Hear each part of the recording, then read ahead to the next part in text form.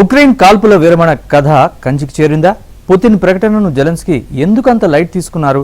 Easter statement fail కావడానికి కారణమేమిటి? 24 గంటల్లో Ukraine యుద్ధం ఆపుతామని ప్రకటించిన ట్రంప్ 3 నెలల తర్వాత కూడా మీనమేషాలు లెక్కిస్తున్నారా? వీటన్నింటికీ మించి పుతిన్కు ఓటమి భయం పట్టుకుందా?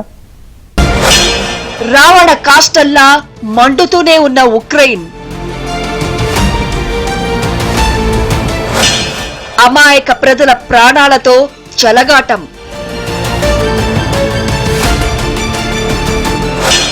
మూడేళ్లైనా కొలిక్కిరాని వివాదాలు.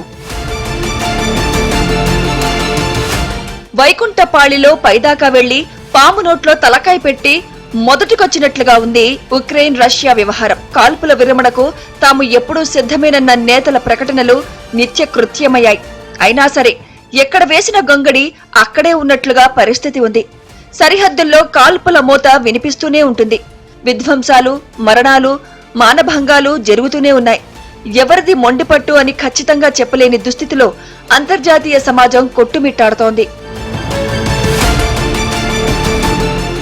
ఉక్రెయిన్ను ఆక్రమించేందుకు ప్రయత్నిస్తున్నట్లుగా ఆరోపణలు ఎదుర్కొంటున్న రష్యా అధ్యక్షుడు వ్లాదిమిర్ పుతిన్ వైపు నుంచి కీలక ప్రకటన వెలువడినా అది అమలు కావడం అంతంత మాత్రమే అయింది.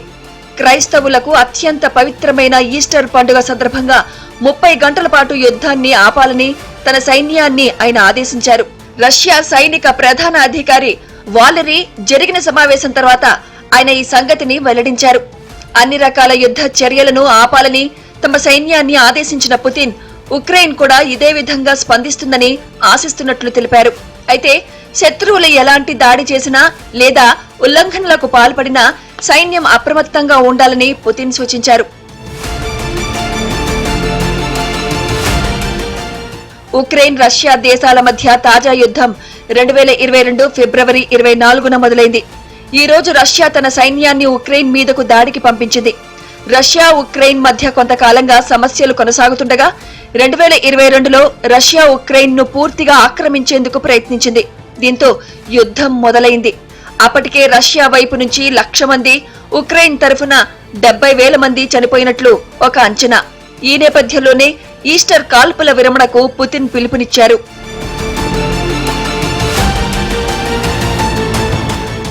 కాల్పుల విరమణ పేరుతో పుతిన్ డ్రామా ఆడుతున్నారని ఉక్రెయిన్ అధ్యక్షుడు జెలెన్స్కీ అంటున్నారు. రష్యా సరిహద్దుల్లోని కురుస్క్, బెల్గోరోడ్ ప్రాంతాల్లో పోరు కొనసాగుతోందన్నారు. యుద్ధానికి యుద్ధమే సమాధానమని, మౌనానికి మౌనమే జవాబని జెలెన్స్కీ ఒక స్టేట్మెంట్ ఇచ్చారు. కాల్పుల మూత వినిపిస్తుండగా ప్రకటనలతో పుతిన్ కాలయాపన చేస్తున్నారన్నది ఉక్రెయిన్ ప్రధాన ఆరోపణ. 30 గంటలు కాదు, 30 రోజుల కాల్పుల విరమణ ఉండాలన్నది ఉక్రెయిన్ డిమాండ్. ప్రకటనలు ఇవ్వడం, వాటిని ఉల్లంఘించడం పుతిన్ కు అలవాటేనని వారు వాదిస్తున్నారు. సరిహద్దుల్లో కదలిక ఉద్రిక్తతలను పెంచుతుందన్నారు. ఉక్రెయిన్ రష్యా యుద్ధంలో అమెరికా పాత్ర కూడా ప్రస్తావనార్హమే అవుతుంది. తాను ఎన్నికైతే 24 గంటల్లో యుద్ధాన్ని ఆపుతానని అమెరికా అధ్యక్ష ఎన్నికల ప్రచారం సందర్భంగా డొనాల్డ్ ట్రంప్ ప్రకటించారు. 3 నెలలైనా జరిగింది శూన్యమనే చెప్పాలి. మాటలు కోటలు దాటి చేతలు గుమ్మాలు దాటమన్నట్లుగా యూరప్ లో పరిస్థితి కనిపిస్తోంది. శాశ్వతమైన సమగ్రమైన శాంతి ప్రస్తావన రానే రావడం లేదు. ఉక్రెయిన్ మాట వినడం లేదన్న అసహనం అమెరికాలో కనిపిస్తోంది. వైట్ హౌస్ మీటింగ్ లోనే జెలెన్స్కీని ట్రంప్ కసురుకుని మాటా పెంచుకున్నారు. యుద్ధం తమ ప్రయారిటీ కాదని, యుద్ధం ఆగకపోతే తమ పని తాము చేసుకుపోతామని అమెరికా విదేశాంగ మంత్రి మార్కో రూబియో ప్రకటన కూడా క్షేత్రస్థాయిలో పరిస్థితులకు దర్పణం పడుతోంది. యుద్ధం అంత త్వరగా ఆగదని, ఉక్రెయిన్ ను దారికి తీసుకురావడం కష్టమేనని పుతిన్ గ్రహించారు. పైగా యుద్ధం కొనసాగే కొద్దీ రష్యాకు అన్ని రకాలుగా నష్టం వాటిల్లుతోంది. అందుకే తాము యుద్ధంలో ఓడిపోకుండా ఒక వ్యూహాత్మక వెనుగడుగు వేసేందుకు పుతిన్ ప్రయత్నిస్తూ ఈస్టర్ కాల్పుల విరమణకు తెరతీశారని చెప్పాలి. ఈ క్రమంలోనే ఉక్రెయిన్ ఇంధన ప్లాంట్ పై దాడులను 30 రోజుల పాటు ఆపేస్తున్నట్లు రష్యా ప్రకటించింది. ఫిబ్రవరి 2022 Vladimir Putin Russian president Ukraine మీద యుద్ధం స్టార్ట్ చేసాడు. 15 రోజుల్లో అయిపోతుంది అనుకున్నారు. ఇప్పటి వరకు అవ్వలేదు. రష్యా ఓడిపోతుంది కూడా అని చాలా మంది అంటున్నారు. అలాంటి పరిస్థితుల్లో డొనాల్డ్ ట్రంప్ యుఎస్ ప్రెసిడెంట్ జనవరి 2025 అవ్వక రష్యా ప్రెసిడెంట్ పుతిన్కి ఆశ ఏమిటంటే ట్రంప్ను వాడుకుని ఈ ఓటమి లాగా కనపడేది రష్యాకి గెలుపు చేసుకోవాలి, యుక్రెయిన్ తొక్కిచ్చేయాలి డొనాల్డ్ ట్రంప్తో అని ఆశించాడు. ఎప్పుడైతే డొనాల్డ్ ట్రంప్ ఒక్క రోజులో నేను శాంతి తీసుకొస్తానో రష్యా కూడా వెళ్ళింది. కానీ యుక్రెయిన్ జెలెన్స్కీ ప్రెసిడెంట్ ఆయన ఒప్పుకోలేదు. యూరోప్ కూడా అంతా తిరుగుబడతనం చేసింది.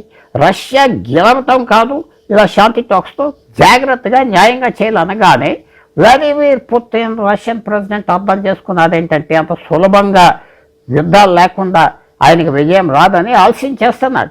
దానికి డొనాల్డ్ ట్రంప్ ప్రెసిడెంట్ నిన్న కూడా అన్నాడు, ఈ మీరిద్దరూ న్యాయంగా సిన్సియర్గా లేకపోతే మేము తప్పుకుంటామన్నాడు.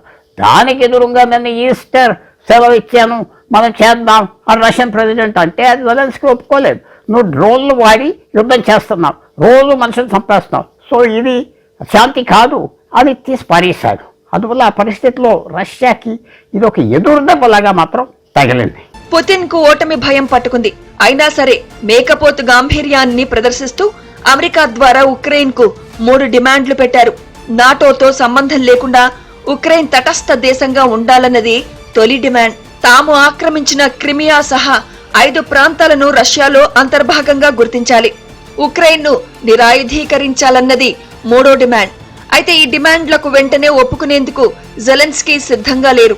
తమ దేశ భద్రతకు సంబంధించి పశ్చిమ దేశాల వైపు నుంచి ఎలాంటి హామీ రావడం లేదని ఆయన అంటున్నారు.